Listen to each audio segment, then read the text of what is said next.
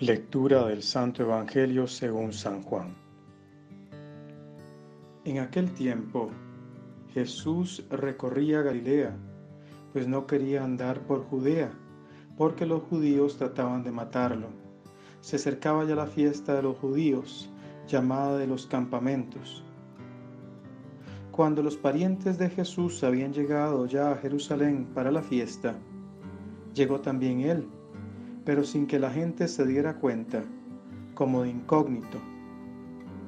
Algunos que eran de Jerusalén se decían: ¿no es este al que quieren matar?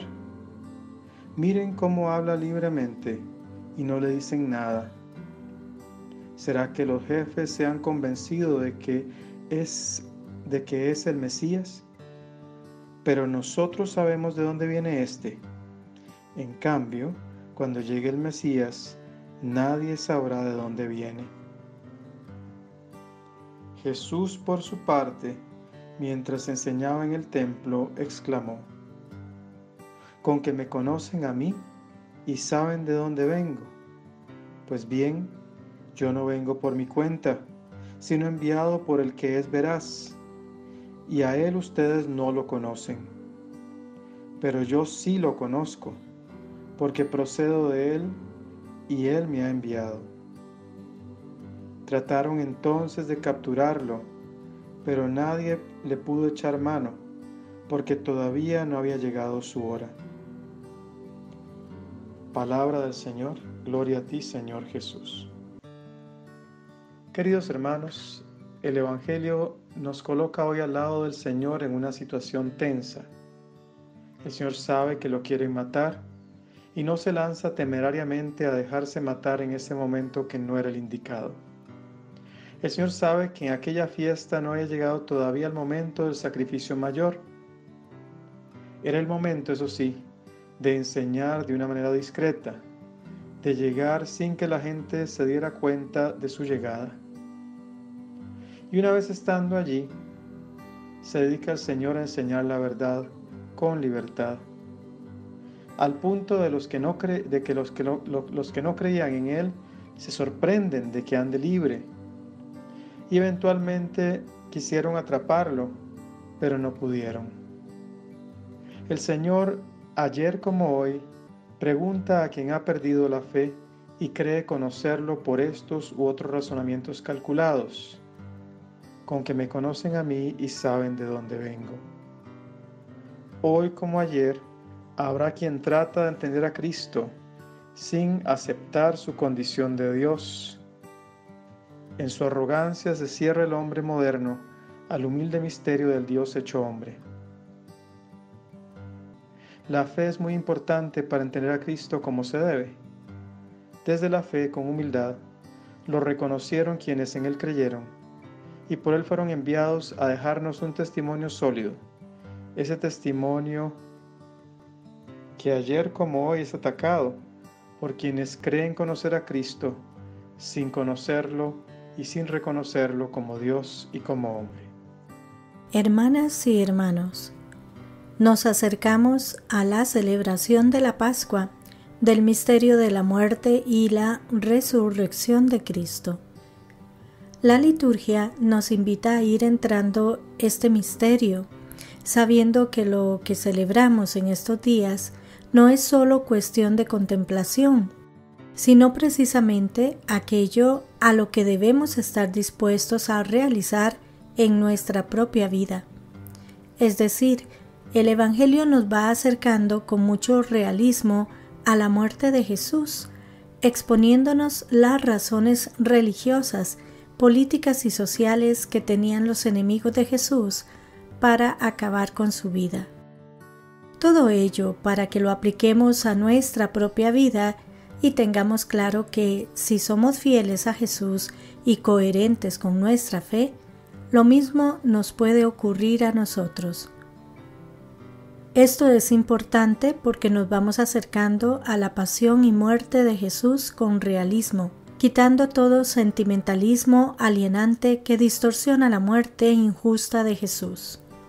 Por eso el Evangelio, apoyado en profecías del Antiguo Testamento, nos muestra cómo se intensifica el deseo de los judíos que trataban de matarlo.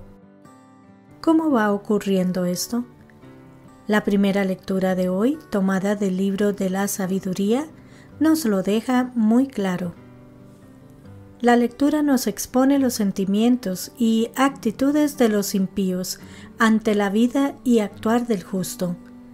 La vida del justo les resulta incómoda, no solo porque es muy distinta de la suya, sino porque se sienten interpelados por ella. Nos echa en cara nuestros pecados, nos reprenden nuestra educación recibida. Punto clave en esa vida diferente es que los justos se glorían de tener por Padre a Dios y cuentan con Él en todos los momentos de la vida terrena. En síntesis, deja al descubierto la presencia del mal en ellos. Por eso se proponen acabar con el justo. Le condenaremos a una muerte ignominiosa, pues dice que hay alguien que se ocupa de él. Si Dios está con él, lo salvará y probará la bondad de su vida. Si es justo, Hijo de Dios, lo auxiliará y lo librará del poder de sus enemigos. Es fácil aplicar lo dicho en la primera lectura a Jesús. Los judíos, principalmente sus dirigentes, han declarado la guerra abierta a Jesús. Tratan de matarlo.